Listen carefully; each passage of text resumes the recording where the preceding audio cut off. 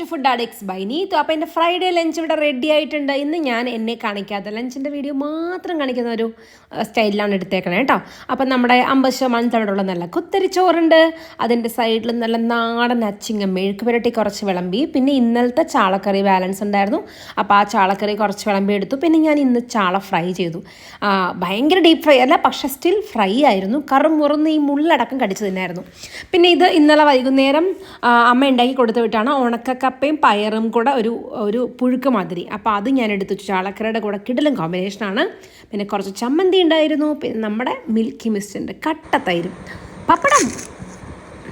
പപ്പടം വിട്ടിട്ടുള്ള കളിയില്ല. അപ്പോൾ എപ്പോഴൊന്നും പപ്പടം കാച്ചാറില്ല കേട്ടോ. ഇപ്പോൾ ഈ റീസെൻ്റ്ലി ഒന്ന് കാച്ചി വെച്ചത് തീരാത്തതുകൊണ്ടാണ് വീണ്ടും എടുക്കുന്നത്. നമുക്ക് പെട്ടെന്ന് ഉണ്ടാകും. എനിക്ക് വിശന്നിട്ട് വയ്യ. ഈ മീൻകറി മീൻ വറുത്തൊക്കെ കൂട്ടി ഉണ്ണുമ്പോൾ ഉള്ള ഒരു ഫീൽ ഉണ്ടല്ലോ. കുറേ നാൾ ഞാൻ ഈ ചാളക്കുട്ടനെ വിട്ട് നിന്നതിൻ്റെ വിഷമം എനിക്ക് മാത്രമേ അറിയുള്ളൂ. ഇപ്പോഴാണ് ശരിക്കും എൻ്റെ മനസ്സൊന്നും നിറഞ്ഞത്. ഒരു 2 സെക്കൻഡ് ഒരു മാജിക് കാണിച്ചു തരട്ടെ. തീർന്നു കഴിഞ്ഞു. ആകെ ഒരു മുള്ളും ഒരു കഷ്ണം പപ്പടം മാത്രമേ ബാക്കി വെച്ചുള്ളൂ. ഇതിൻ്റെ കൂടെ ഒരു പഴവും കൂടെ. അപ്പം മറ്റൊരു വീഡിയോ ആയിട്ട് പിന്നീട് കാണാം. ബൈ.